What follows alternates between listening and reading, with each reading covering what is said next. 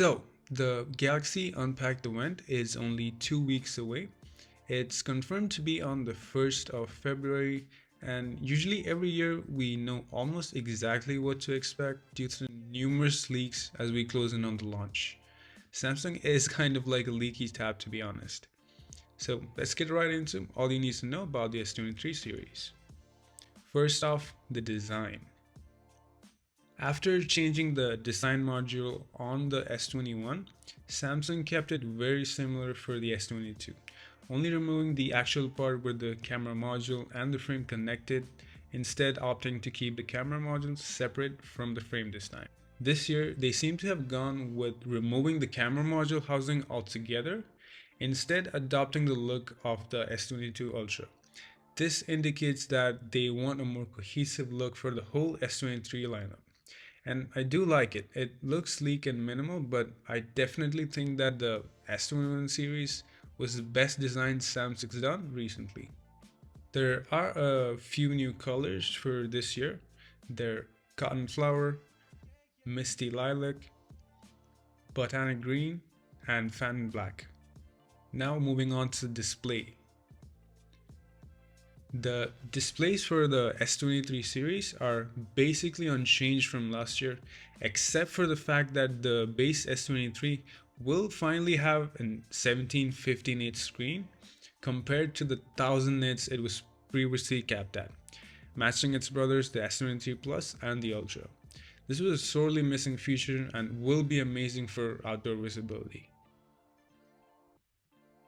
Oh, and apparently the Ultra will have a slightly less curved display, but to what extent will need to be judged hands-on when it launches.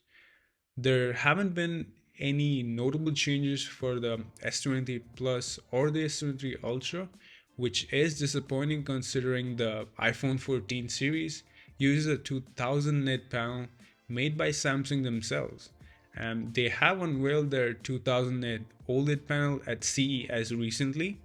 As to why they did not use that panel in the S23 lineup, my guess is that the 2000 nit display causes a large amount of battery drain, just like it does on the 14 series.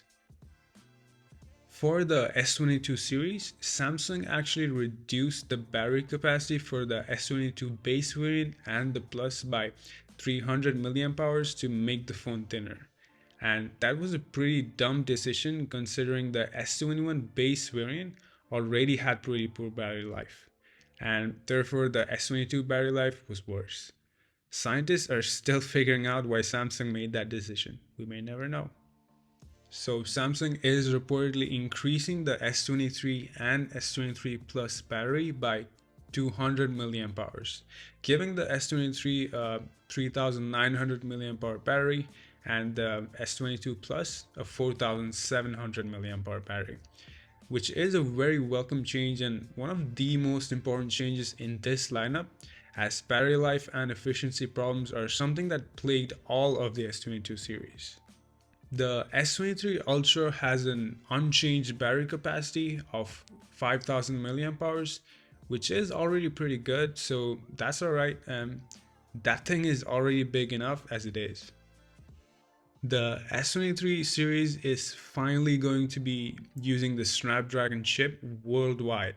This might not mean much to the US users, but this is a huge deal to every other region, which kept getting an objectively inferior chip for the same price or even more due to differing amounts of taxes. And personally, I think this is the most important thing that is going to define this year's Samsung flagships.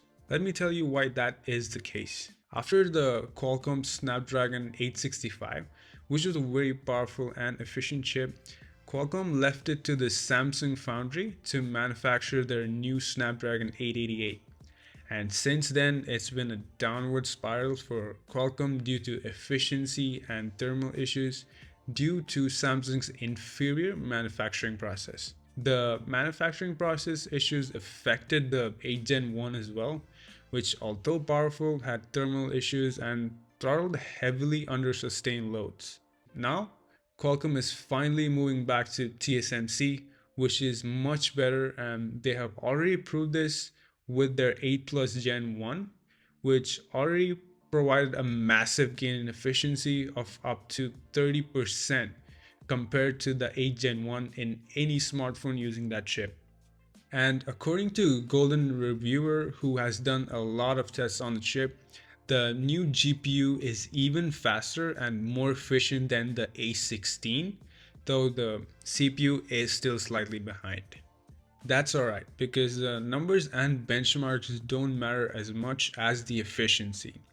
The Gen 2 is reportedly even more efficient than the 8 Plus Gen 1, which adds up to about 30 to 40% better efficiency.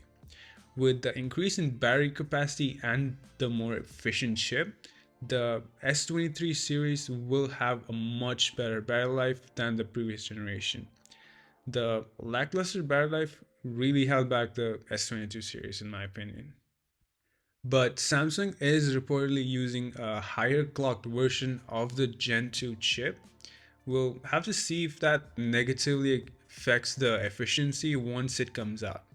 And in any case, the S23 series will have a light power mode, which reduces power consumption due to lower clock speed. And the best thing about it is that it doesn't affect the refresh rate like it normally does when you turn on power saving mode.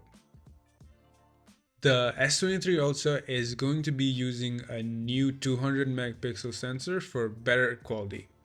It's common knowledge that a higher megapixel count doesn't necessarily mean it's better, and the 200 megapixel sensor data is going to be bent down to 50 megapixel or 12 megapixel anyway, but when supported by good software processing by Samsung, we should expect great results. But we haven't heard anything about improvements in video quality, which is where I think Samsung should improve a lot. This is where the iPhones are in a different league altogether.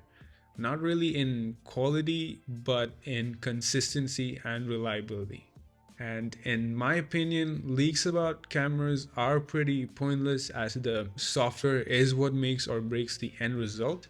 So we will have to wait and see how good they are.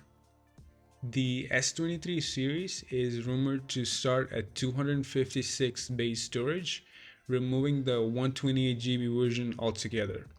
It's going to be interesting to see how this affects the pricing. If they remain at the same price, this makes the S23 series effectively cheaper than the S22 series, but I'm not holding my breath on that. They could easily just use the storage increase as a reason to increase the price. I really hope they don't, as they're already expensive enough as it is. And summing up everything we know so far, the S23 series will have mostly the same display as last year, but with the S23 base variant having finally caught up to the 1750 nits of the Plus and the Ultra. The base and the Plus will have a 200 mAh bigger battery, with the Ultra remaining at 5000 mAh. They will be using a new 200 megapixel camera that should provide better overall photos, and they have improved night mode capabilities. The chip will be the Snapdragon Gen 2, which will be used globally and should offer up to 30 to 40% efficiency over the 8 Gen 1, along with a better CPU and GPU, the latter being better than the A16. And finally, all models of the S23 will start at 256 gigabytes as the base, a welcome change. So, are you guys excited for the launch? Will you be upgrading to any models of the new S23 series? Let me know in the comments below. Let's have a chat. I personally have an S21 base variant, so I will be looking at the S23 base or the Plus for an upgrade, because my battery life does leave a lot to be desired. And this is a brand new channel, so your support means everything to me. Please do like and subscribe if you want more exciting tech news coming soon.